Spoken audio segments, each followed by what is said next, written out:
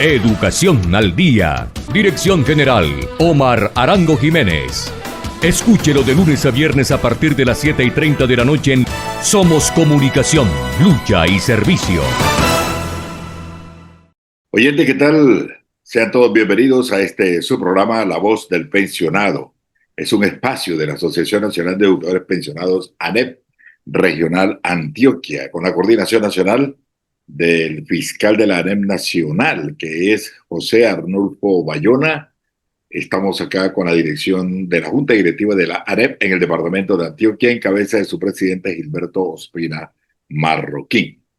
La ANEP Antioquia cuenta con este programa todos los miércoles 7:30 de la noche. Hoy estamos en la emisión número 30, la emisión número 30 de este miércoles que nos une alrededor de muchas luchas. Aquí estamos.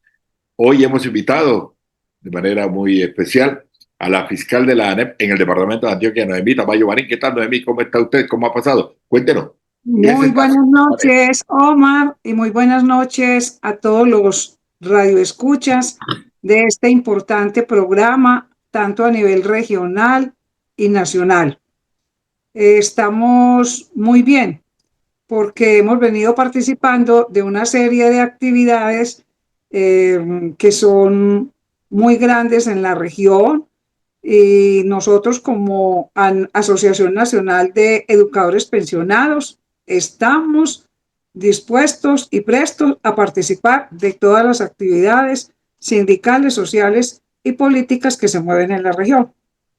Se está cumpliendo con el lema que la lucha no se jubila. La lucha no se jubila. Activos, participando en varios escenarios pedagógicos, políticos, sindicales. Pero cuéntenos, ¿qué hace la ANEP? Porque muchos nos preguntan, se están afiliando muchos docentes pensionados, sobre todo retirados, a la ANEP, porque no tienen espacio en los sindicatos, ya no somos activos, ya no nos descuentan para los sindicatos, entonces hay muchos pensionados que han entendido que no pueden estar solos, como lo hicimos nosotros, estamos agrupados. ¿Qué se hace en la ANEP en pro de los pensionados?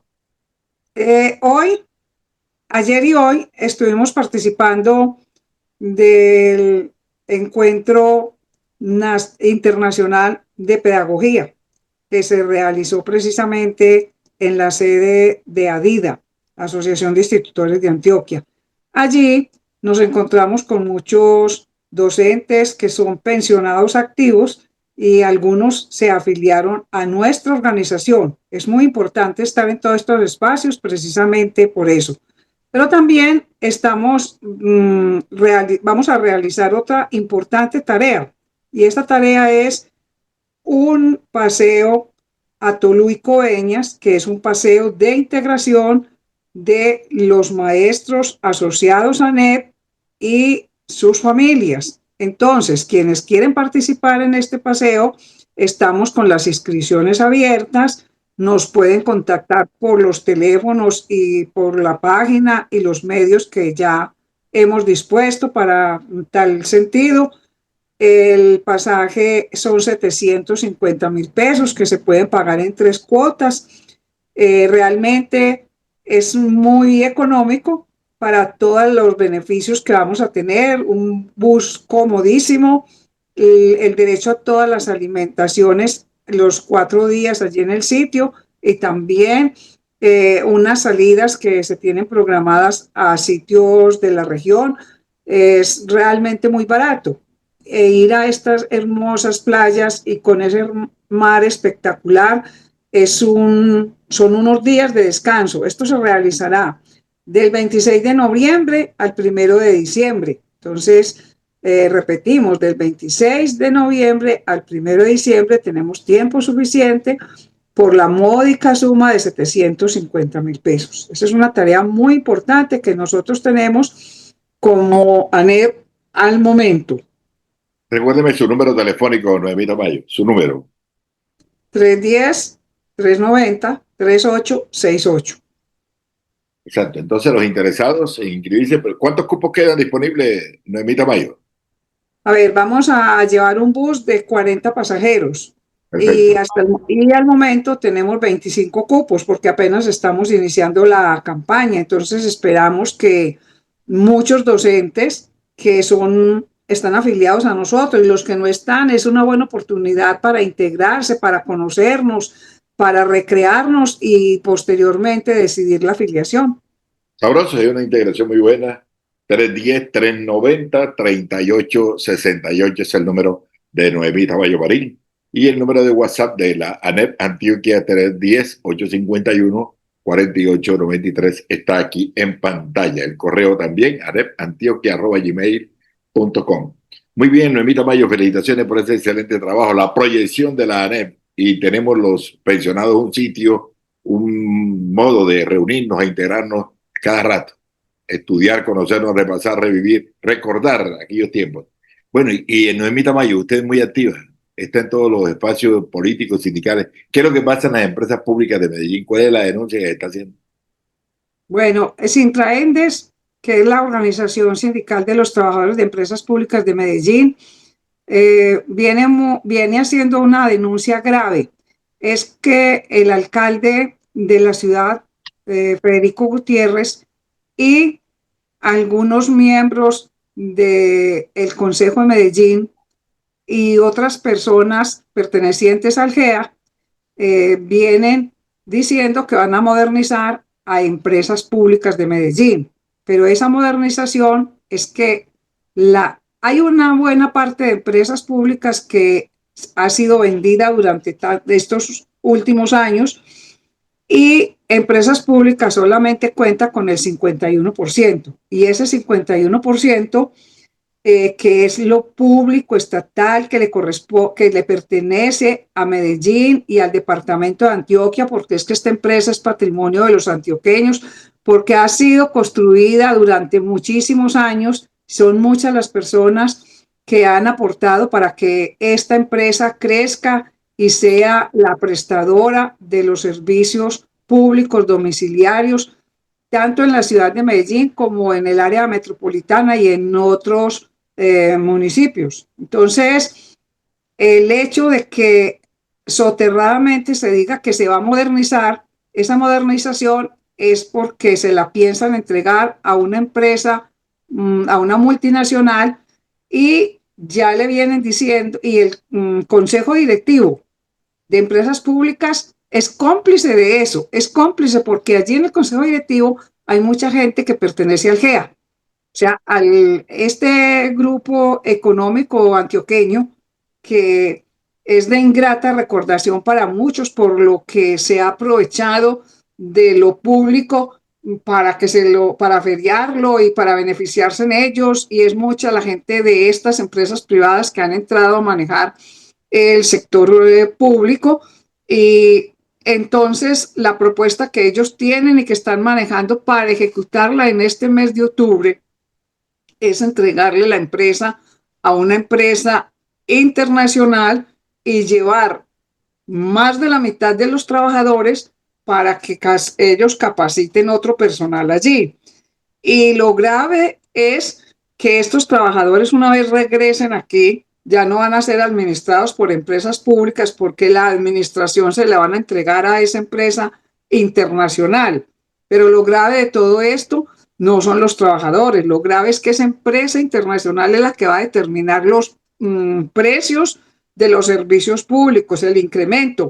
Entonces eso llevará a que se acabe, por ejemplo, los subsidios que se le dan al estrato 1 y 2, esos ya no van a tener con el tiempo esos subsidios, y lógicamente que los demás estratos se van a incrementar mucho más. Por eso estamos llamando a todo el pueblo antioqueño a que nos unamos a los trabajadores de empresas públicas para que juntos, en una juntanza, de verdad defendamos esta empresa que es patrimonio de lo público. Ese es el llamado que obviamente que con más detenimiento y con mayor conocimiento, pues habrá que hablar con los compañeros del sindicato de Sintraendes para que ellos también nos den esta explicación. Yo estoy hablando desde lo que nos toca a nosotros como usuarios, que estamos preocupados por los aumentos que se vienen, por la pérdida de los subsidios para los estratos uno y dos, y porque la autonomía y las decisiones no las va a tomar empresas públicas. Así el alcalde de Medellín se raje las vestiduras diciendo de que la empresa sigue siendo pública. El nombre de lo público se lo van a dejar, pero es como eh, ese coco, es como la estrategia del caracol. Esto es más o menos semejante a la estrategia del caracol, que van a llevar el coco y ellos se van a llevar las decisiones y el dinero para los privados en el exterior. Perfecto, entonces está el llamado de atención. Hay que estar muy alertas para no permitir que se acabe el carácter público de las empresas públicas de Medellín, que no le entreguen a los monopolios privatizadores que ya conocemos nosotros y dar una pelea junto a la organización sindical Sintraendes, a la Central Unitaria, a todas las organizaciones, y ahí estará la ANEP defendiendo el carácter público de las empresas públicas. Bueno, ¿y qué es lo que pasa? ¿Sabe usted algo, Noemí Tamayo, con el conflicto que hay con una estampilla que procuraba recursos para la Universidad de Antioquia? Y por ahí vemos un debate con el señor gobernador. ¿Qué es lo que se pretende? Es que eso hace parte de la defensa de lo público. Es que nos tenemos que poner las pilas aquí en Antioquia porque tanto alcalde como gobernador quieren entregar lo poquito de público que queda a los privados. Entonces el gobernador ha llevado una propuesta a la Asamblea Departamental para modificar el artículo que creó la estampilla pro educación superior, pro universidades públicas. Con esta estampilla se beneficia la Universidad de Antioquia, el Tecnológico de Antioquia, el Politécnico y la UI Digital, la Universidad UI Digital. Esas son las que se benefician con la estampilla. Al quitársela, la estarían desfinanciando, además del desfinanciamiento que de por sí han venido dando los últimos gobernadores a la Universidad de Antioquia, porque no le han venido dando todo lo que le corresponde por presupuesto. Entonces eso también hace parte de la defensa del patrimonio público, porque es que las universidades que nosotros tenemos acá en Antioquia, que son buenas, excelentes, tenemos que defenderlas como parte del patrimonio público. No podemos permitir que la Asamblea Departamental en estos días, creo que en la próxima semana, a pupitrazo limpio, van a aprobar el que se acabe con esa estampilla, pero sobre los hombros de ellos recaerá, porque ellos piensan es debilitar las universidades para entregárselas al sector privado. Y entonces ahí es donde está la trampa de estos privatizadores.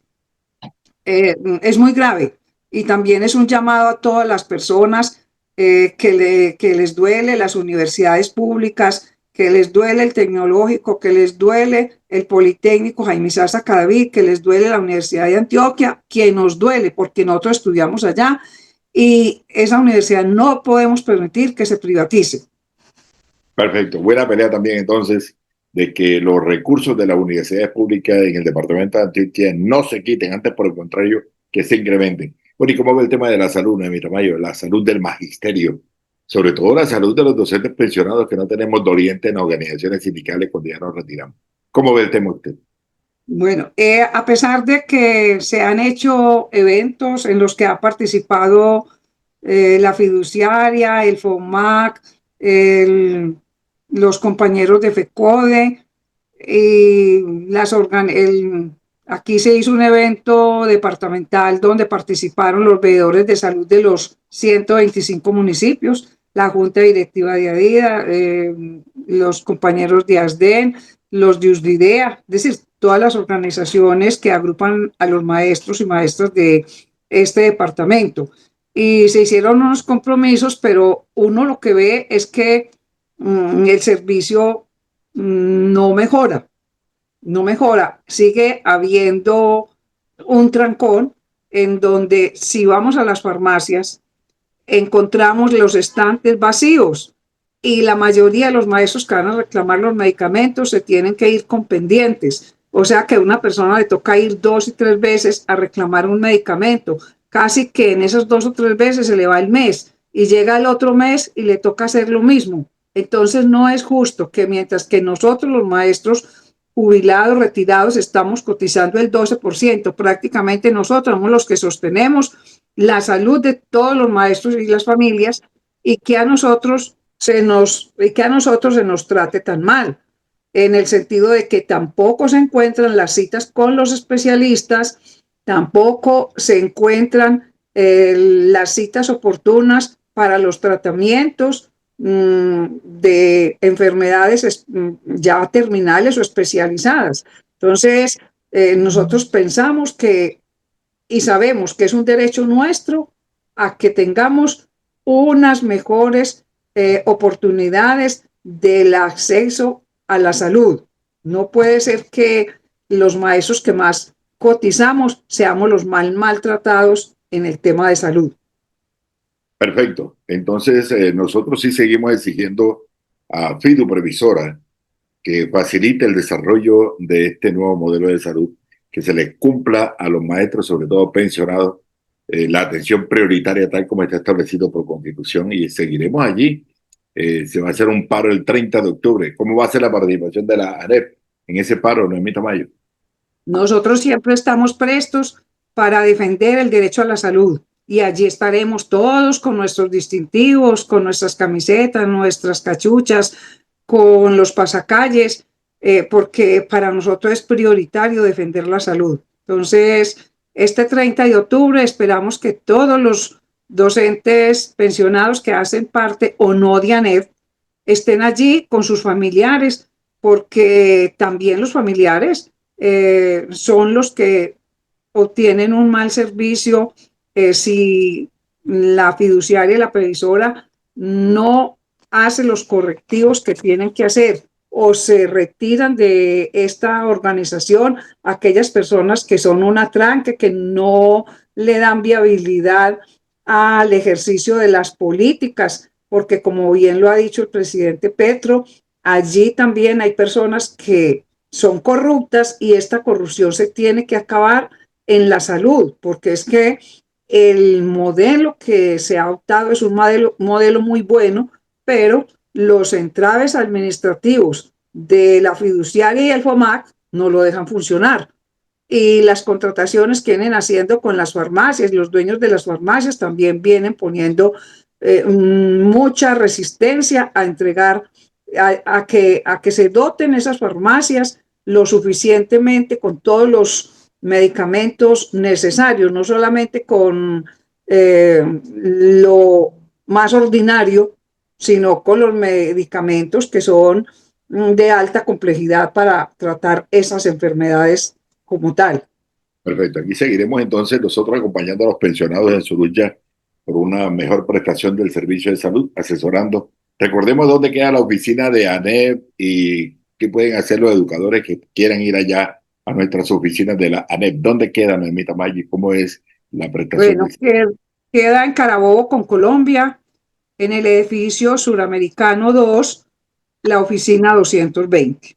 La oficina 220 la compartimos con los compañeros de FEMPA, Federación Mixta de Pensionados, porque todavía nosotros no tenemos los recursos necesarios para tener una oficina propia. Entonces, por lo tanto, estamos allí con los compañeros de FEMPA.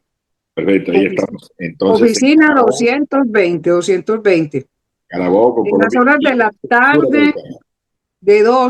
de 2 a 4, siempre vamos a tener allí un compañero de la junta directiva que está encargado de atender a los compañeros que bien tienen a ir a conocer la oficina o a poner las quejas, a que se les asesore, a que se les colabore, y llamamos a que ningún docente se quede sin colocar las quejas de salud o algún otro tipo de eventualidad que se le presente. Por allí los estamos esperando con mucho cariño. Sí, hay muchos problemas. Los docentes pensionados tenemos muchos problemas. El problema de la salud, el problema de las prestaciones, no se reconocen y pagan las pensiones a tiempo, no se pagan ni reconocen las reliquidaciones de pensiones. Son temas que nosotros como Junta Directiva de la ANEP podemos tratar y orientar hacia los pensionados. Finalmente, no la puedo dejar ir así, Noemí Tamayo, el tema de Palestina. Ayer, 7 de octubre, hubo marchas, hubo movilizaciones y por eso en este 8 de octubre, emisión número 30 de La Voz del Pensionado, queremos brindar toda la solidaridad al pueblo palestino. ¿Cómo le parecieron esas grandes movilizaciones que hubo en el Miramayo? ¿Y usted qué piensa de esta problemática, de este conflicto, de los ataques de Israel al pueblo palestino? Bueno, repetimos lo que tanto hemos dicho. Como ANEP nos solidarizamos con las luchas del pueblo palestino, porque el pueblo palestino merece ser libre, merece tener su propio país, su propio territorio, su propio gobierno.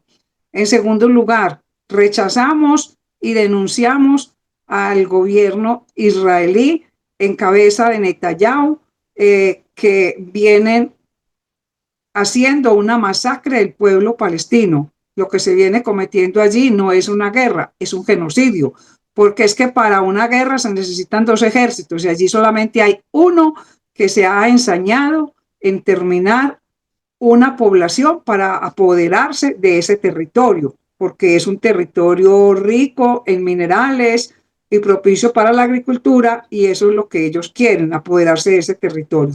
Por lo tanto, en el día de ayer se realizaron unas marchas a lo largo y ancho, no solamente de Colombia, sino del mundo entero. Y tenemos que decir que acá en Medellín la movilización fue atacada por el ESMAD y los disolvieron sin terminar la marcha, viniendo del Politécnico hacia el centro de la ciudad, no los dejaron llegar siquiera al Parque del Poblado y fueron atacados por el ESMAD. ¿Quién manda el ESMAD? El alcalde municipal. Entonces rechazamos esas actitudes fascistas de las autoridades civiles y militares de Medellín. Perfecto, y algo muy importante de Noemí Tamayo es que nosotros como ANEP nos unimos a esas voces de protesta de todo el mundo y pedimos a los señores de Israel que cesen ya el fuego contra los niños, contra los ancianos. Y le tengo buena noticia, Noemí Tamayo, tengo por aquí como invitado especial a Carlos Posada, amigo suyo, amigo nuestro. Eh, Maravilloso. Carlos Posada es el presidente de Sintrende. Bueno, ubiquemos por ahí la cámara, bien, bien, Carlitos. Carlos, ubique bien la cámara. Perfecto, ahí está, perfecto. Ahí le tengo a Noemí Tamayo Marín, fiscal de la ANEC. Carlos Posada, muy buenas noches. ¿Qué tal? ¿Cómo está usted? Bueno, buenas noches a este interesante programa. Saludo a nuestra compañera Noemí Tamayo y a vos, por supuesto, Omar. Sí, Bueno, efectivamente, estamos en una situación bastante delicada al interior de empresas públicas con una serie de hechos, digámoslo así, jurídicos y políticos que vienen sucediendo en la ciudad de Medellín, dirigidos fundamentalmente a golpear a los extractos 1, 2 y 3 en materia tarifaria, en materia de subsidios, en materia del mínimo de agua que estaba establecido el año pasado y que ahorita se le reduce a esos extractos. Y por otro lado, pues la situación que tiene que ver con empresas públicas de Medellín y UNE EPM Telecomunicaciones. En particular con empresas públicas de Medellín, pues se viene planteando una medida que acaba de tomar la Junta Directiva de Empresas Públicas de Medellín en cabeza del alcalde de la ciudad, Federico Gutiérrez, y que se trata del inicio o la continuación, digámoslo así, de la privatización de empresas públicas de Medellín. La empresa en la junta directiva que se realizó el 2 de septiembre tomó la decisión de constituir una nueva filial en que se va a encargar de prestar los servicios conocidos como de soporte a todas las filiales de empresas públicas de Medellín.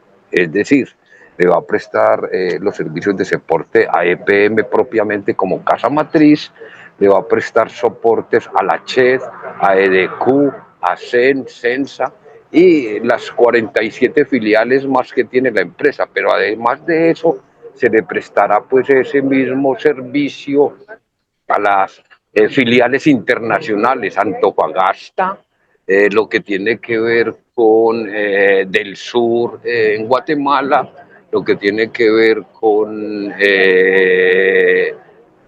Taliber en Panamá.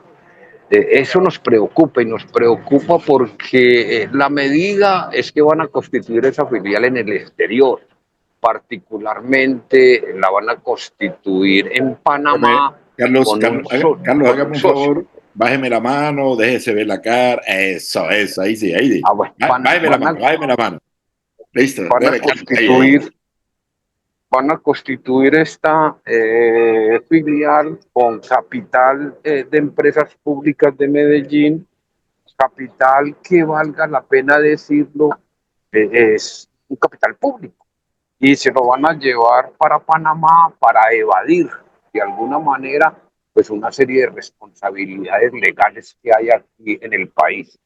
Lo primero es que evaden el control y la determinación del Consejo de Medellín, que en última instancia es quien determina, digámoslo así, por ser una empresa industrial y comercial del Estado, pues los destinos de ese patrimonio público. Segundo es que por esa vía se evade el control político, por esa vía se evade el control que tiene la ciudadanía sobre este patrimonio público que por ser una empresa industrial y comercial del Estado, pues le pertenece a los antioqueños. Y por otro lado, va a ser una filial que va a funcionar bajo una legislación diferente, la legislación, digámoslo así, que hay en este país, en Panamá particularmente. Nosotros creemos que eso es privatización y que ya hemos experimentado situaciones de privatización. Recordar que hace aproximadamente en el 2007, pues Empresas Públicas eximió de su patrimonio todo lo que tenía que ver con el componente de telecomunicaciones, nos constituyó una empresa de carácter totalmente público, posteriormente consiguió un socio estratégico al cual le vendió el 49% de las acciones, pero además de eso le entregó el control, la administración y el mantenimiento o direccionamiento de la empresa.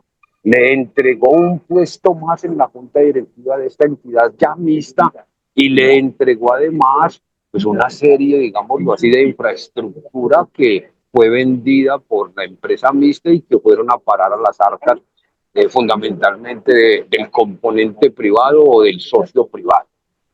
Nosotros hoy, pues, ante esa situación, pues nos dimos a la tarea de rescatar. Por el contrario, pues la ciudad de Medellín y en particular el Consejo de la ciudad de Medellín, con el aval de empresas públicas, tomó la determinación de emprender un proceso de venta de las acciones de UNE Telecomunicaciones, la parte que tiene mayoritariamente empresas públicas de Medellín, proceso que se negó por 4 veces en la administración pasada por una serie de concejales que, valga la pena, repitieron en este periodo de Federico en el Consejo de Medellín, pero que inmediatamente en las primeras secciones del año tomaran la decisión de ahí sí autorizar la venta de las acciones de UNE EPM Telecomunicaciones, habida cuenta de que es un negocio que desde la organización sindical habíamos calculado por un método internacional que la empresa podía valer por el orden de los 6-7 billones de pesos.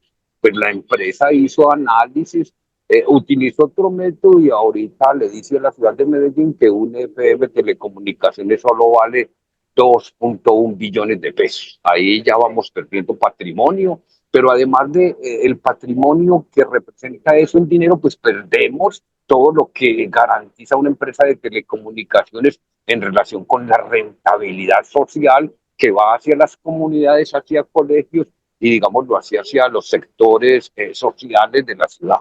Creemos que eso es una pérdida significativa para la ciudad de Medellín y que ha tenido de alguna manera el aval y la complacencia de un consejo de la ciudad de Medellín que consideramos no está defendiendo los intereses de la población cuando se trata de defender patrimonios públicos. Entendido que defender el patrimonio público no es simple y llanamente defender el valor en pesos, es defender el valor, pero además ese componente rentable social que le entregan a la población. A UNE Telecomunicaciones le acabamos de presentar un pliego de peticiones que se fue a un tribunal de arbitramiento habida cuenta que esta empresa no quiere negociar con sus trabajadores y que además a principio de año le solicitó al Ministerio del Trabajo autorización para despedir los trabajadores de UNE Telecomunicaciones, proceso que aún está siendo discutido por el Ministerio del Trabajo, pero a la misma vez el Ministerio del Trabajo ha planteado que una serie de empresas filiales de UNE Telecomunicaciones constituyen unidad de empresa y que desde ese punto de vista lo más factible es declarar que hay unidad de empresa en una serie de empresas que son satélites, digámoslo así, de UNE Telecomunicaciones. Está Entelco, está Unired y otras empresas. Y a eso pues súmele pues una propuesta que ha levantado el gobierno nacional, este gobierno de cambio, de revivir una empresa de orden nacional, empresa industrial y comercial del Estado, y con ella acometer el problema de telecomunicaciones del país con una entidad totalmente pública. Se trata de revivir a Telecom como una empresa industrial y comercial del Estado, que es la propuesta que ha levantado el presidente de la República, Gustavo Petro, que compartimos de alguna manera desde las organizaciones sindicales y desde los trabajadores. Pero vuelvo y recalco, hoy se trata de privatizar a empresas públicas de Medellín, se trata de privatizarle sobre la base de esa filial que nos están jugando sucio el Consejo de la Ciudad de Medellín, que está engañando a la Ciudad de Medellín y a la población, habida cuenta que la van a constituir en el exterior a esa filial, pues antes de, digámoslo así, de darle vida jurídica. Lo que ha argumentado la empresa es que antes de entrar en vigencia la ley de garantías, pues trasladarán para esa empresa temporalmente a más o menos unos 500 trabajadores a que en esta empresa filial que se constituye empiecen a entrenar personal nuevo, le entreguen sus experiencias, posteriormente regresarían a la casa matriz Empresas Públicas de Medellín, donde ya no tienen funciones porque todas las funciones van a ser contratadas con esa filial por parte de cada una de las empresas que hacen parte del grupo EPM. Entonces consideramos que eso es privatización, que se le está mintiendo al país, pero lo más grave es que terminado el proceso electoral, bien sea que haya segunda vuelta para el caso de las presidenciales, pues le van a dar personería jurídica y que terminado ese proceso van a conseguir un socio estratégico que, valga la pena también decirlo, pues está hablando de una empresa de estos momentos funciona en Panamá y que de alguna manera tiene acciones aquí en el país. Es socio con el 12% de Afinia, la empresa que presta los servicios en toda la región Caribe y que opera Empresas Públicas de Medellín como una filial más. Nos preocupa que hoy se esté pretendiendo desmembrar a Empresas Públicas de Medellín, tal como ya se hizo con algunas empresas del país. Recordar lo que sucedió con Ecopetrol, recordar lo que ha sucedido con ISA EPM Telecomunicaciones y recordar que esa es una estrategia privatizadora en la concepción de lo que la empresa y los concejales de la ciudad de Medellín llaman la libertad de empresa, que no es otra cosa de que todo lo que sea comercio, todo lo que contribuye al Producto Interno Bruto esté en manos de los particulares y que en ese sentido pues despojan a la población de una serie de patrimonios públicos que tenemos nosotros los antioqueños, los medellineses y por supuesto nosotros los colombianos.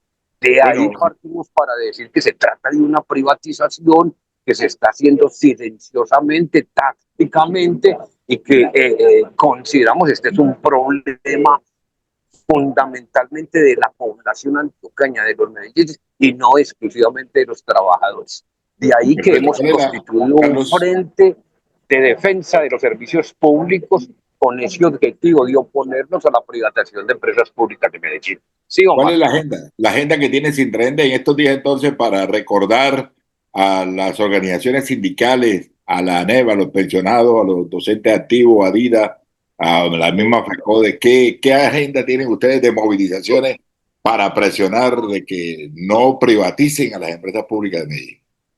Bueno, nos estamos planteando varias acciones. Primero es que el próximo 14 hay convocada una actividad de movilización por plataformas. Ahí estamos, vamos a estar presentes planteando eso y estamos programando una actividad ya propiamente de servicios públicos de defensa del patrimonio público para el 18 de octubre o el 30 de octubre.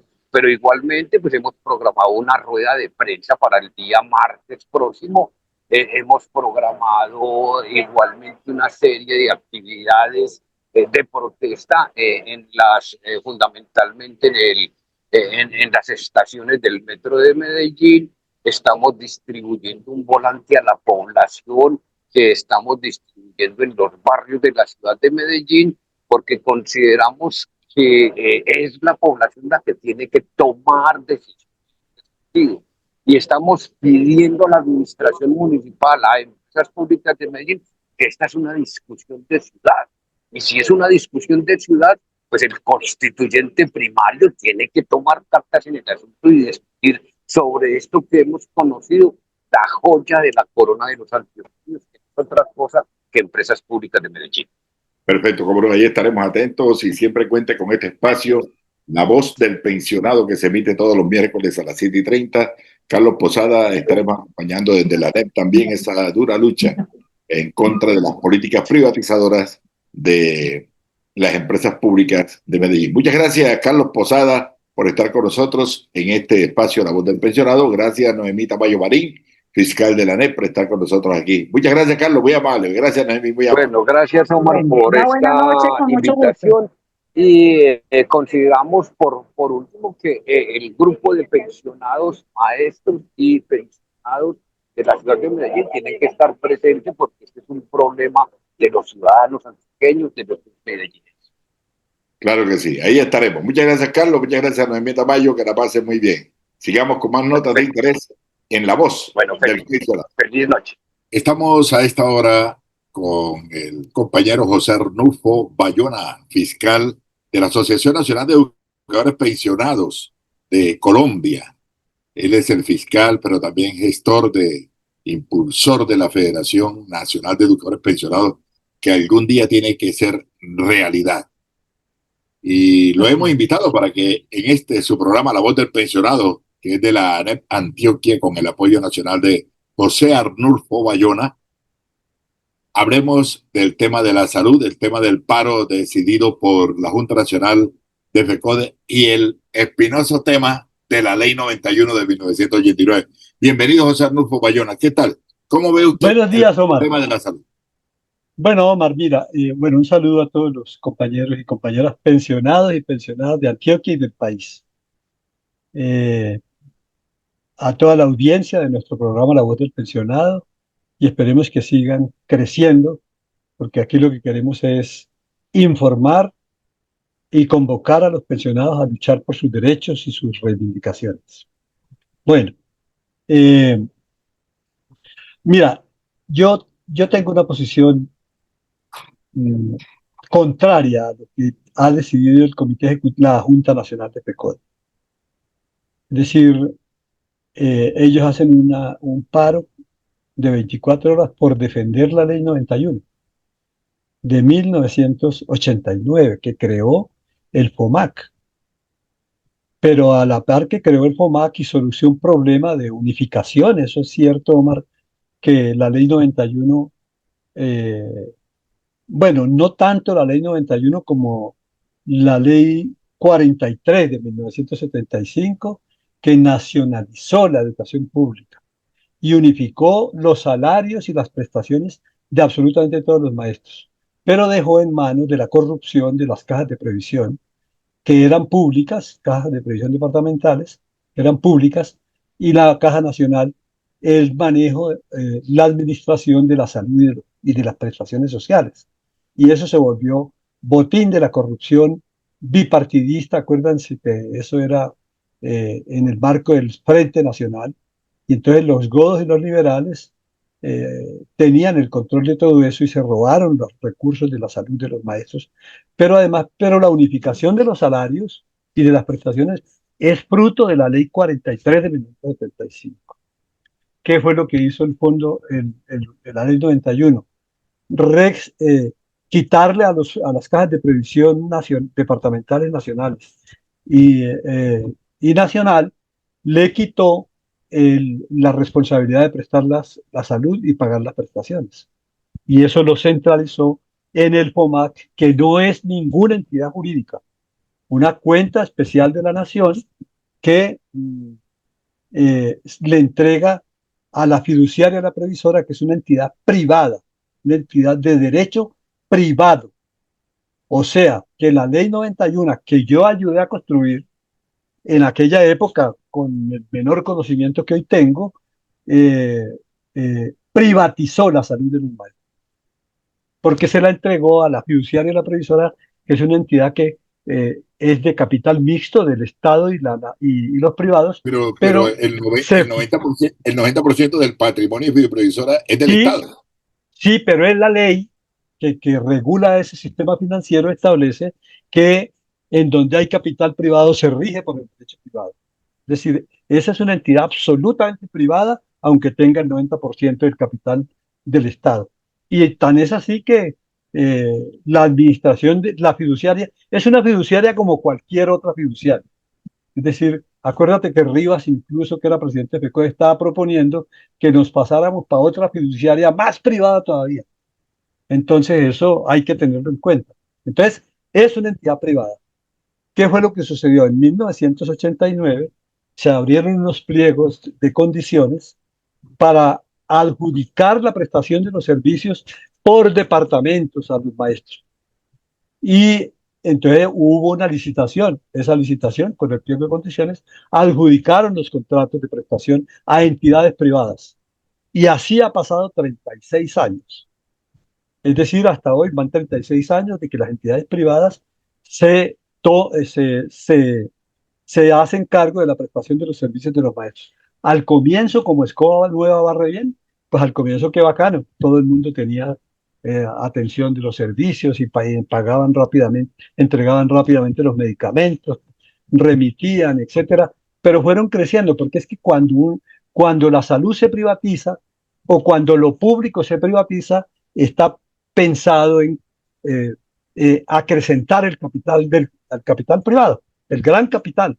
Entonces, esa ley fue hecha para el lucro, no para resolver la salud de los maestros. Repito, fue hecha para el lucro, para la ganancia. Y por eso después se dañó eso tanto que empató con la ley 100. ¿Qué es la ley 100? La privatización de la salud. Y se le entregaron esa vaina a las EPS. Entonces, la fiduciaria, la provisora, en materia de salud, funciona como una EPS porque es intermediaria, es decir, la intermediación financiera operó primero en la salud de los maestros y después en la salud de los trabajadores y el pueblo más vulnerable del país. O sea, ahí tenemos ese problema, porque ¿por qué FECODE no explica eso? ¿Por qué FECODE no dice que es un sistema privado de salud? Entonces, primera razón por la cual uno tendría que oponerse a ese. Segundo, porque la corrupción se tomó el fondo de prestaciones. Y ese fondo de prestaciones, no solo para la salud, sino para el pago de las prestaciones, está tomado por la corrupción neoliberal. Con decirles que eso ha sido cuota de Vargas Lleras, del partido de la U, de Roy Barreras, de Dilian Francisca Toro. Ellos son los que se han beneficiado con este cuento de la salud de los maestros y de la distribución de medicamentos. Entonces, estamos defendiendo con ese paro un negocio privado de la salud. Y Ya, estamos Arnulfo, defendiendo. oigan, si se acaba el régimen de la ley 91 de 89, supongamos que no nos rijamos por la ley 91 de 89, ¿por qué régimen Que estaríamos nosotros? exactamente esa es la pregunta. ¿Cuál sería el Entonces, reemplazo? mira, como eso es una vaina tomada por la corrupción como las CPS, igualito, miren que practican las mismas cosas. Eh, lo único que no pagamos es cuotas moderadoras y copagos. Pero es lo mismo. Usted va ahora al médico y le dice el médico, lo remite a un especialista y entonces ese tiene que ser autorizado, igual que en la EPS. Le formulan unos medicamentos, tienen que ser autorizados, igual que una EPS. Todo igualito, es decir, no hay, es igual de pésimo, igual de malo. Entonces, ¿qué es lo que yo digo que debería FECODE luchar? Lo que yo digo que por lo cual FECODE debe luchar es por ese FOMAC, así tal cual, con régimen exceptuado y todo, se convierta en un fondo público, en un fondo administrado por el Estado y por los maestros. Es decir, hoy está administrado por los estados y por los maestros simplemente la autorización que le dan a la fiduciaria y a la previsora para contratar privados para que presten salud a los maestros. Entonces, es decir, nosotros somos partidarios de la privatización de la salud. Tienen que hacer un análisis muy serio los compañeros de FECODE si están dispuestos a seguir defendiendo el carácter neoliberal del FOMAC, porque es administrado por una entidad privada que se llama fiduciaria de la previsora, que actúa como intermediario de la salud. Entonces, ¿qué es lo que yo digo? Sería hacer una modificación a la ley 91 Modificar la ley 91 y convertirla en un fondo público, con personería jurídica propia, con una junta administradora que tenga representación del Estado, como es obvio, paritaria, y representación de los maestros para que administren eso y tengan la posibilidad que se acabe con la intermediación. Con la intermediación de la fiduciaria. Entonces, yo digo, ¿cómo debe estar administrado? Pues 3 del Estado, 3 de los maestros, 2 de FECODE, 1 de los pensionados, porque los pensionados somos 247.000 y nunca sabemos qué hacen con la plata de los pensionados y no tenemos un régimen especial para que nos atiendan de manera diferenciada en nuestra condición de adultos mayores. Entonces, digamos, ahí está la esencia de eso. Yo digo, ¿por qué FECODE defiende eso? Pues porque yo no quiero meterme en esos líos de si son o no corruptos, no. Pero lo que sí sé es que igualito que las EPS, las 10 empresas que han administrado la educación, la salud en todo el país, que son los que contratan la supervisora, como dijo Petro, están sometidas al modelo Marín. ¿Y qué es el modelo Marín? Un modelo corrupto. Esos mismos dueños de todas esas empresas financian las campañas electorales de los liberales, de los conservadores, de la U, del uribismo, del cambio radical, de los ladrones de siempre. Es de ahí sacan plata para las campañas electorales que pidan una auditoría forense. FECODE debería pedir una auditoría forense a la Superintendencia de Salud y a la Fiscalía General de la Nación para que revisen todas las cuentas de esas empresas que por ser de derecho privado tienen derecho al velo corporativo. Vamos aclarando, o sea, usted no se opone a lo que se hizo con la ley 91, que fue lo de agrupar todos los regímenes que tenían los maestros. Eso está muy bien. Usted está perfecto. Se opone es a la forma como se administran los recursos al carácter privado del fondo. Carácter privado. Eso es decir, bueno, exacto. Yo pienso que en eso no nos podemos oponer. Entonces los compañeros de FECODE están bravos conmigo, porque por ahí andan difamando, diciendo que yo soy enemigo de la ley 91 y que yo soy neoliberal. Neoliberales son ellos que defienden una vaina neoliberal como la privatización de la salud de los maestros. No, y algunos compañeros de FECODE que conectan con esa corrupción que hay en Fiduprevisora. Eso no puede suceder. Ese es el otro punto. De las prestaciones, fíjense ahora con el manejo del tema de las primas de medio año, ¿cómo que en Fiduprevisora van a monopolizar eso, a dejarlo en manos de solo es que acabo de ver a poner los maestros pensionados en boca de cañón? No. Acabo de leer, óyeme, Omar, acabo de leer un derecho de petición de Iván Luis Beltrán. Excelente. Dirigido al FOMAC. Iván Luis, ¿qué pregunta? ¿Es verdad, sí o no, que el pago de la prima de medio año se hace solo a los que le dieron poder a López Quintero? A mí me parece que ahí está la esencia de la corrupción. Una pregunta clave. Porque Petro dijo concretamente hay una mafia en la fiduprevisora entre funcionarios y abogados que...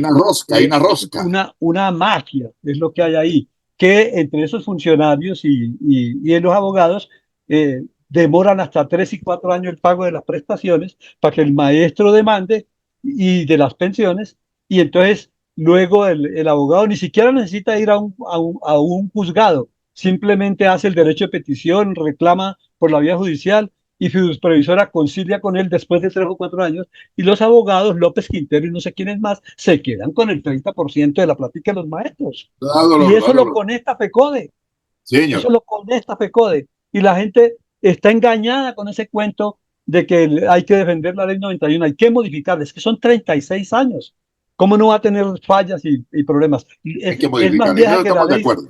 es más vieja que la ley 100, Omar. Y la ley 100 es el objeto de la reforma a la salud que le están bloqueando al gobierno en el Congreso de la República.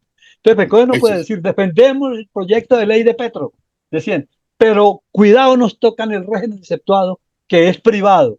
Y nosotros estamos felices con que sea privado. ¿Cómo así? Con esa mala salud que dan. ¿Y cómo así que no se puede administrar, aplicar el modelo 03 en materia de salud, el acuerdo 03, con los mismos? Hay una frase que resume todo esto. Mira, con el fondo de prestaciones pasa en materia de salud esto. Hay un modelo nuevo de salud y hay un modelo viejo, corrupto, anquilosado. Pero entonces las cosas no cambian hasta que lo nuevo no termine de llegar y lo viejo no termine de irse. Y no se quieren ir los señores. Perfecto. Bueno, o sea, no es importante su apreciación y créalo que aquí en La Voz del Pensionado sabemos que usted no es neoliberal. Que sea liberal es muy distinto, pero no No, neoliberal. tampoco. Soy socialista.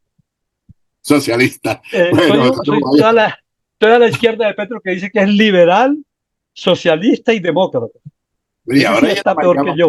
ahora estamos en unidad con Samper a ver si logramos la presidencia con Pues, Samper, puta. revolucionario. Bueno, vamos a unos mensajes importantes, a unos informes interesantes aquí en La Voz del Pensionado, el programa de la ANEP, Asociación Nacional de Educadores Pensionados Regional de Antioquia. José Arnulfo Bayona es el invitado especial. Vamos a otros informes y ya volvemos con José Arnulfo Bayona, fiscal de la ANEP nacional. Bueno, se ha constituido un importante organismo político-educativo, el CIPE, en la Asociación Nacional de Educadores Pensionados, ANEP. Cuéntenos, Marlene Pérez, impulsora de esta importante propuesta, ¿de qué se trata? El CIPE es parte de la Asociación de Educadores Jubilados a nivel nacional y a nivel departamental, en este caso Antioquia, donde estamos integrando un proyecto que le vamos a apostar a las competencias laborales.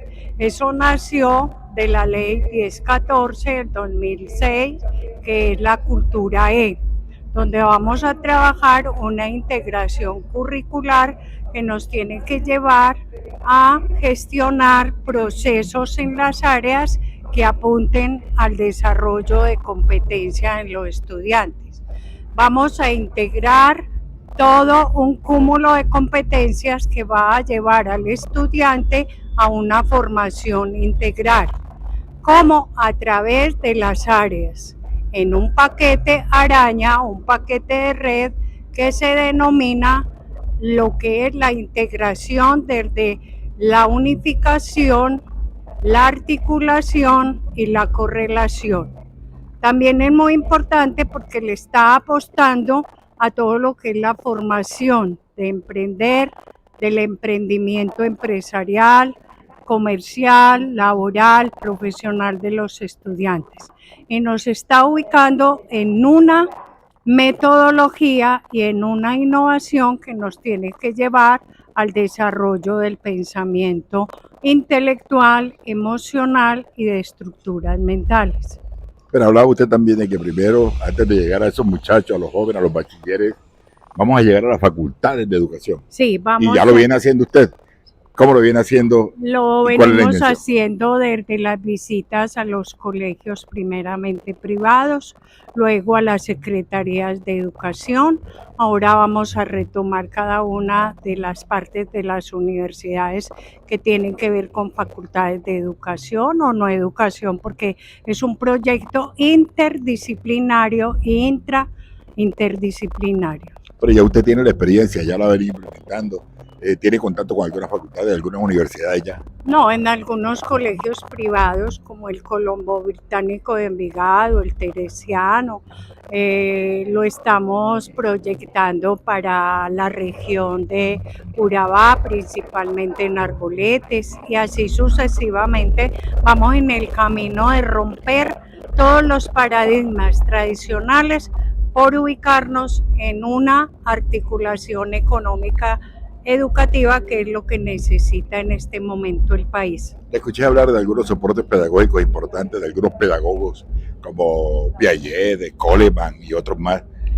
¿Qué retoma usted de ellos para traerlos a esta importante propuesta? Bueno, para mí todas las pedagogías y todos los puntos de vista son muy importantes, pero tiene un sustento de modelos pedagógicos tradicionales, metodologías activas, tiene una, digamos, integralidad, porque todas estas propuestas y concepciones de Vygotsky, de Piaget, de Goleman, de Freud, están implícitas en la formación de los estudiantes desde el pensamiento, la razón, la parte afectiva y la parte psicosexual de las personas. Bueno, ¿cuál es la tarea entonces de nosotros, los directivos de la Asociación Nacional de Educadores Pensionados, para llevar a la práctica esta importante propuesta? Muy interesante esta junta directiva de la asociación, porque es la parte interdisciplinaria donde vamos a gestar todas las propuestas metodológicas para hacer posible llevarlo hacia el maestro activo, al maestro jubilado y a los estudiantes que hoy los posesionamos en la articulación económica de este país. Recordemos este organismo pedagógico que está al interior de la Asociación Nacional de Educadores Pensionados, ANEP, y qué hacer para que los otros, las otras personas, investigadores, pedagogos que quieran llegar a este equipo lo puedan hacer. Lo pueden hacer perfectamente a través de nosotros, la Asociación de Pensionados a nivel de Antioquia en este caso, y lo pueden hacer desde el CIPE, que es el Centro de Investigación Político Educativo, que en este momento tiene la asociación. Bueno, ¿y qué viene ahora? Ya usted expuso la estructura de esta importante propuesta. ¿Y qué viene ahora? Viene el debate dentro de la Junta y después cómo empezamos a hacer la parte que legaliza la articulación del proyecto con todas las entidades de afuera y las entidades mismas de las instituciones, y cómo nos vamos a integrar para poder hacer posible la parte operativa del proyecto. Importante, novedoso. La ANEP Antioquia va a lograr que todo ese cúmulo de experiencia que tenemos los pensionados, que sabemos mucho, lo vamos a llevar nuevamente a los jóvenes, mucha motivación, también a los adultos y a los jóvenes también. A todo el mundo este proyecto cabe. En este momento estamos gestionando en la Facultad de Ingenierías un enfoque de los estudiantes ingenieros civiles, desde la parte de automatización, desde la parte de las tecnologías. Bienvenido todo el que quiera a este proyecto. Ahí estará la apertura y todo el cariño para integrarlo. Muchas gracias, Marlene Pérez. Es integrante de la Asociación Nacional de Educadores Pensionados ANEP Antioquia, con una importante propuesta político-sindical. Esta es la voz del pensionado. Este es su programa, La Voz del Pensionado. Nuevamente volvemos con José Arnulfo Bayona, fiscal de la ANEP Nacional, un hombre estudioso, socialista, escritor, conocedor de la realidad colombiana. Gran apoyo nuestro, lo conocemos hace rato, dirigente sindical en FECODE, la CUT, en Colombia, es una figura muy representativa. José Arnulfo Bayona, el tema de moda también, el tema de Palestina. Ya por fortuna parece que Trump está cediendo, está buscando un acuerdo con Israel para hacer un alto al fuego y ojalá hubiera un ratico de paz para que los niños, los adultos, los enfermos en Palestina en Gaza puedan vivir un día tranquilo si quieren, sin bombardeo. Hagamos un poco de pedagogía, José Arnulfo Bayona. ¿Qué es lo que pasa? ¿Cuál es el conflicto? ¿Dónde están peleando? ¿Quiénes están peleando? Voy a explicar muy sucintamente, muy pedagógicamente cómo es ese cuento. Palestina era un estado que tenía un territorio más o menos amplio allá en el Medio Oriente. Jerusalén era la capital de Palestina. Allí convivían judíos y palestinos y de otras religiones, porque el judaísmo es una religión, no es un proyecto político. Y convivían allí, felices y dichosos. Pero en 1897, la casa Rothschild, que es una casa de banqueros judíos que tienen tomado el mundo financiero en el mundo entero, decidieron montar un proyecto político que nació en Suecia, que se llamó el sionismo. Entonces, el sionismo no es lo mismo que el judaísmo. Los judíos tienen varias corrientes, pero la más grande, una de las más grandes después de que apareció el sionismo, es el judaísmo ortodoxo. Y tienen allá la Biblia que se llama la Torá. Y en la Torá está previsto que Dios, que Jesucristo no ha llegado al mundo y que el judaísmo es el pueblo escogido, pero que para otorgarles la tierra prometida que no es la que está en la Biblia de los católicos. Entonces, lo que cambiaron los sionistas fue la idea de que judaísmo y sionismo es la misma vaina, es un proyecto político de los banqueros judíos, que la casa Rothschild y otras casas, que decidieron buscar un territorio para construir un proyecto para un Estado judío y solo para los judíos. Eso es en la idea de los sionistas. Entonces, ¿qué pasa? Que desde 1897, bueno, antes de eso, el concepto de qué es el semitismo. Bueno, los semitas, desde el punto de vista de la Biblia, son los herederos de Sem. ¿Tú te acuerdas que Noé tiene tres hijos? Sem, Cam y Jafet. Y que hay una historia de Agar, la, la señora que tuvo hijos con Noé, Sem, Cam y Jafet. Y entonces los descendientes de Sem se llaman semitas. No importa ni el origen religioso, ni étnico, ni nada. Todo el que haya nacido en el territorio que ocupaba Sem, que es una zona en donde está Palestina y estaba Israel, son semitas. Entonces te quiero decir, los palestinos y los judíos son semitas. Entonces la primera vaina que vendieron los judíos al mundo es que ser antisionista es lo mismo que ser antisemita, lo cual es una farsa o una falsa. Pero entonces los medios masivos de comunicación que están en manos de judíos, casi todos en el mundo, difundieron la idea de que ser antisionista es lo mismo que ser antisemita. Resulta que los palestinos también son semitas, todos son descendientes del mismo tronco de Sem, el hijo de Noé, el primer hijo de Noé. Entonces, ya por ahora, por lo menos sabemos que hay una cosa que está ahí de por medio, que todos son semitas, y que es una falacia que estar contra el sionismo es ser antisemita. Bueno, en 1898, entonces, entonces los judíos programaron un desplazamiento hacia Palestina de judíos que no nacieron en Palestina ni son semitas, desde Noruega, de Suecia, de Rusia, de todas esas zonas de Europa, que se fueron desplazando por oleadas financiados por los Rothschild a ocupar más terreno de Palestina. Entonces ahí fueron creciendo, pero ya no son semitas, ellos son descendientes de semitas, pero nacieron fuera del territorio en donde crecieron los semitas, que son palestinos y judíos.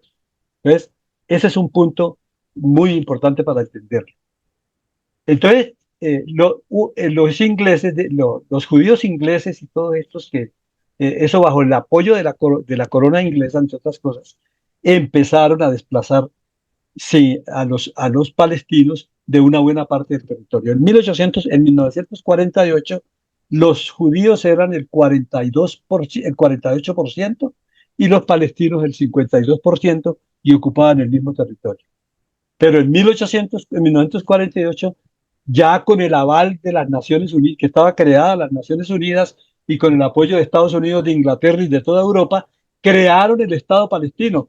Te cuento que eso fue una lucha muy importante, una vaina muy importante, porque empezaron a preguntarle a los judíos a dónde se querían ir.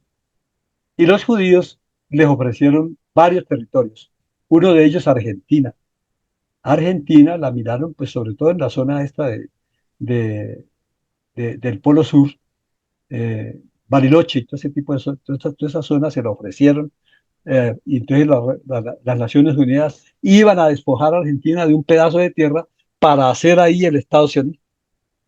También le ofrecieron África, también le ofrecieron Noruega, pero finalmente la Casa Rothschild dijo, no, nosotros queremos es Palestina.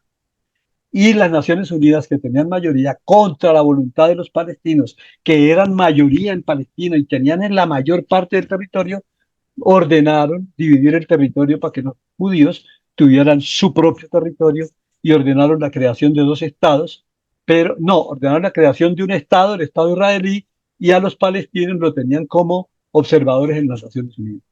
Entonces, eso me parece que ahí empieza todo, porque los judíos, los sionistas, aunque tenían allá en Tel Aviv, que, era que es la capital de Israel, y habían dejado eh, mm, Jerusalén como la capital de ambos pueblos. Una parte de Jerusalén era judía y otra parte de Jerusalén para los palestinos, y también hay iglesias cristianas, todo tipo de cosas. Rocha, Los israelitas, usted viene hablando de la Casa Rocha. ¿Qué es la Casa Rocha? la Casa Rothschild es un grupo financiero judío que nació por allá en 1870 y se tomaron financieramente toda Europa y eran los grandes dueños del capital financiero y del capital industrial. Es decir, son los financieros del mundo. Ahora Bueno, ya hay otros más importantes, pero Rufo, esa casa, se dan estos orígenes de territorio, ¿verdad? Filtrado con el tema religioso también, luego lo político. mm, ¿En qué momento arrecian ya los combates, exacto. el Entonces, ¿qué pasa? genocidio? ¿Y por qué? ¿En qué momento Lo, arreció la entonces matanza de Israel a los palestinos? ¿Y por qué? los palestinos no aceptaron el Estado, la división de su Estado, era su territorio de 2000 años, de 3000 años de existencia. No aceptaron la división, pero eh, eh, los judíos se armaron y se convirtieron en un proyecto de punta de lanza sobre el Medio Oriente geopolítico a favor de los Estados Unidos. Y los Estados Unidos los convirtió en un ejército muy grande. Y entonces los judíos sionistas empezaron a decir, tenemos que exterminar a los palestinos para quedarnos con su territorio. Entonces fueron avanzando primero sobre Cisjordania y las zonas del sur de Palestina, y se fueron tomando territorios. Los palestinos se organizaron. Acuérdate que Arafat organizó la Organización para la Liberación de Palestina, y entonces los judíos organizaron la primera Nakba. Óyeme esa palabra, Nakba. Nakba en árabe y en arameo quiere decir sufrimiento. Entonces la decisión que tomó el Estado palestino fue someter al sufrimiento a los palestinos para expulsarlos del territorio y irse apoderando. Y entonces así se fueron apoderando. Hoy Palestina está ubicado en la franja de Gaza, que es el 20% de lo que era Palestina antes, y Israel se apoderó del 80% del territorio palestino, a punta de Nakbas. Luego hubo otra Nakba como en 1963 que produjo los acuerdos de Oslo. Entonces lo que hay es un proceso de violencia para expulsar o exterminar el pueblo palestino. Entonces, ¿Qué papel digamos, juega el grupo Hamas? El grupo Hamas, ¿cómo entonces, aparece y cómo está ¿cómo actuando? aparece el grupo Hamas?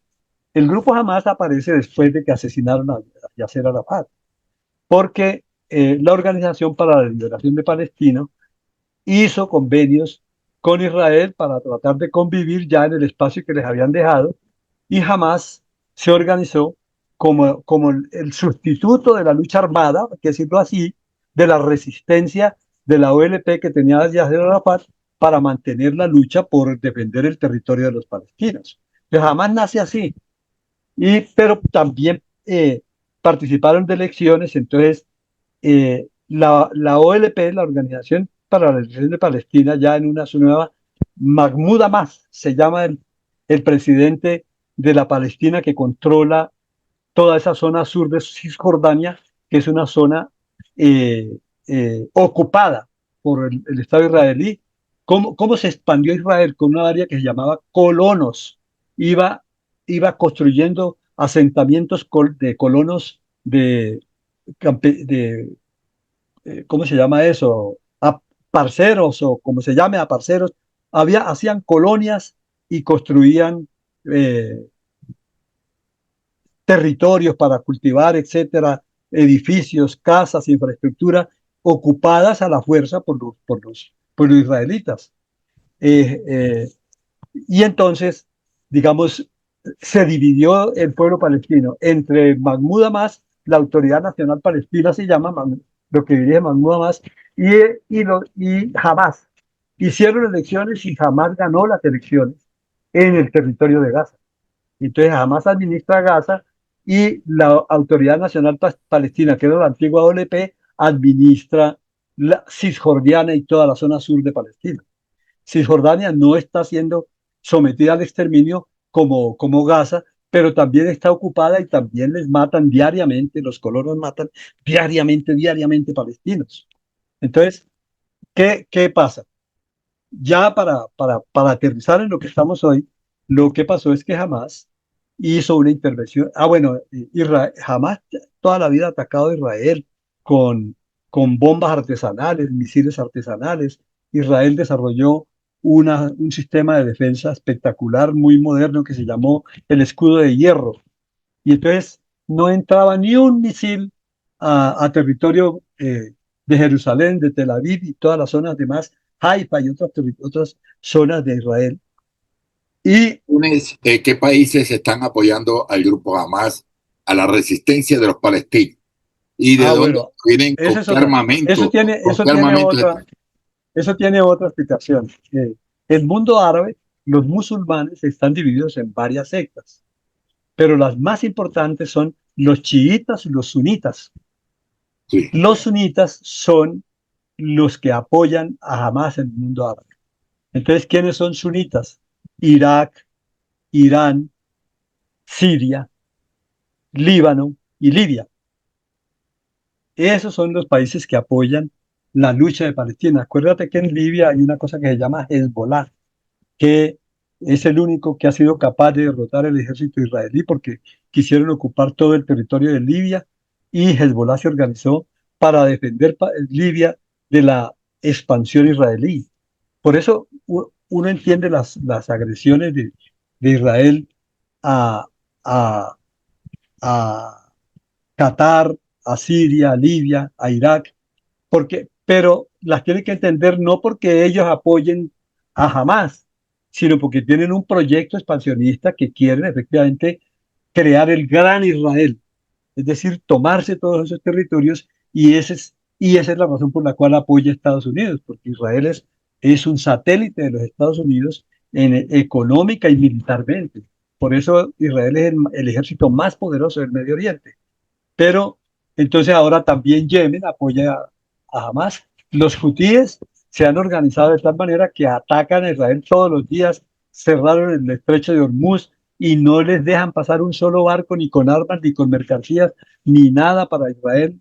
Bajan los barcos e Israel ataca a Yemen. Ayer hicieron unos ataques brutales que incendiaron una zona industrial de Yemen y todo este tipo de cosas. Allá hay una guerra, un conflicto de Medio Oriente más allá de lo de Hamas. Lo que pasa es que lo de Israel, lo de Palestina es una masacre, es un genocidio sin antecedentes en este siglo y en el medio siglo pasado, en el último medio siglo del siglo pasado. Entonces, estamos viviendo un genocidio en vivo y en directo. Eh, Antier, el ministro de Defensa, dijo una declaración muy brutal, dice, es que los palestinos necesitan una Nakba de vez en cuando, para que no se subleven, para que no se sometan, para que no, no sean tan tercos de estar allí si ya no tienen derecho a estar, porque nosotros vamos a ocupar ese territorio. Entonces hay dos luchas. Una, la lucha por mantener la especie palestina, pues la etnia palestina. Ellos quieren exterminar, hay una limpieza étnica, eso es el genocidio. pero la otra lucha es por la defensa de su territorio. Entonces, los de Hamas hicieron, el 3 de agosto de 2003, creo, algo así, eh, una incursión, un grupo de milicianos de Hamas incursionó clandestinamente a territorio israelí y mató, asesinó, liquidó 1.300 israelíes. Dicen que niños y toda esa cosa no.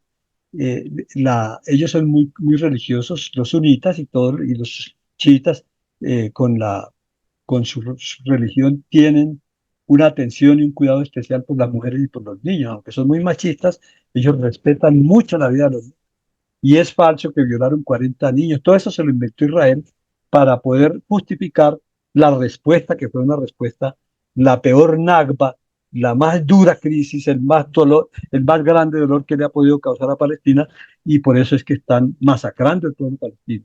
Pero detrás hay un proyecto económico, un proyecto de expansión, no es simplemente que como respuesta que están en venganza y que la venganza tiene que ser dura y no sé Bueno, cuántas cosas más. ¿qué situación se vive allá en la Franja de Gaza hoy por parte de los Uy, niños, no, los no, adultos? eso es una ¿Qué vaina se muy está grave. viviendo allá en estos Mira, momentos en Nueva York? Francesca Albanese, que es la veedora de las Naciones Unidas para Israel, para Palestina, para los pueblos árabes, dice que los asesinatos que hay no son 65.000, sino 600.000. Es decir, yo le creo a Francesca Albanese porque es una veedora que se ha opuesto duramente a Israel y a los Estados Unidos y lleva sus estadísticas por las Naciones Unidas. Fue declarada persona no grata por los Estados Unidos y la odian en Israel porque ya lleva su contabilidad y han asesinado 600.000. Pero los datos que circulan oficialmente son 68.000 con los 100 que mataron anoche. Entonces, 68.000 de los cuales más de 25.000 son niños y más de 15, 20.000 son mujeres y el resto hombres y ancianos, etcétera, etcétera. Hay una lucha desigual, por eso no se puede decir que hay una guerra, no hay un conflicto, hay un genocidio. Hay que decirlo de esa manera, es un genocidio, porque la guerra es desigual. Jamás nació armado con el apoyo de Irán y todos estos países, pero también dicen algunos, yo a mí no me cuesta porque eso sí yo, dicen algunos que el propio Israel financió parte de las armas de Hamas para impedir que la OLP se consolidara como un proyecto de Estado palestino. Entonces, financiaron esa vaina de Hamas, dicen algunos analistas, yo eso casi que no lo comparto, y lo financiaron para poder justificar la intervención militar de último rango, pues de último nivel. Bueno, todo eso tiene otro problema y ese ahí termina. El problema es que en el conflicto en el proceso ese de lucha contra el genocidio han intervenido otros actores armados. Entonces está los hutíes de Yemen o Yemen, está Hezbollah, está Irak, que también es parte de los sunitas, y Siria, y Libia, y Qatar, que han venido siendo agredidos por Siria, y entonces eso lo que hay es una caldera del diablo en esa zona del Medio Oriente, que tiene todas las trazas de ser una avanzada de la Tercera Guerra Mundial a la que estamos abocados en el mundo. Ahora, también hay 5 guerras en África, estimuladas por Francia e Inglaterra, y también está el asedio militar naval con 8 buques artillados de guerra, armados con armas nucleares y 4.000 mariners. Hay aviones de guerra, flotillas de guerra parqueadas en Puerto Rico, hay un submarino nuclear, han matado más de 20 lancheros que dicen ellos que van cargados de lanchas que van cargadas de toneladas de cocaína, pero una lancha de esas arañeras, como les dicen los venezolanos, con 11 pasajeros, con 5 pasajeros y con no sé cuántas toneladas, pues no resiste el análisis porque se hubiera hundido y la gasolina no les alcanza para recorrer 2.000 kilómetros que hay entre Venezuela y la primera costa de los Estados Unidos. Todo eso es falso, todo ahí hay una amenaza de agresión a Venezuela por el petróleo y las riquezas naturales no porque Venezuela sea un narcoestado y ese tipo de cosas. Y ahí avanzamos hacia una tercera guerra mundial que estamos abocados y hoy Colombia está en el ojo del huracán por parte de Trump, por todo lo que ustedes han visto, que el buen presidente que tenemos en materia de política internacional se le ha parado en la raya a Trump y le ha dicho asesino, nazi, que pare la matanza en Israel, que le fracasó su política antidrogas, y todo eso ha valido para que le retiren la, la visa al presidente y para que lo tengan en mira de la intervención que está a punto de empezarse. No sabemos, no se ha empezado en Venezuela porque Rusia, China e Irán están apoyando a Venezuela con armas y con plata, porque no tienen otra cosa que hacer. Bueno, José Arnulfo Bayona, importante esa ilustración. Aquí lo seguiremos teniendo para hablar de este tema muy coyuntural, porque precisamente este 7 de octubre hubo movilizaciones, ha habido movilizaciones en todo el mundo, precisamente en respaldo y en apoyo al pueblo palestino. Despídase de los oyentes. Muchas gracias, José Arnulfo Bayona. Bueno, no, compañeros y compañeras, todo por la ilustración de lo que está pasando, por la verdad sobre todo, sobre todas las cosas, para que el pueblo colombiano entienda que no se trata de una lucha religiosa, ni de una guerra, sino de un genocidio que hay necesidad de parar, que Petro tiene razón en que hay que conformar, ya no hay ninguna forma de parar esa guerra mientras Estados Unidos esté de por medio, y lo que Petro propone de una fuerza militar multinacional que defienda al pueblo palestino es más que justa y más que necesaria. Pero estamos frente a la tercera guerra mundial ya en curso. Ojalá que no siga avanzando porque está en peligro ya no solo el pueblo palestino, el pueblo árabe y los venezolanos y América Latina, sino el mundo entero y el planeta. Entonces, preparémonos para esas luchas.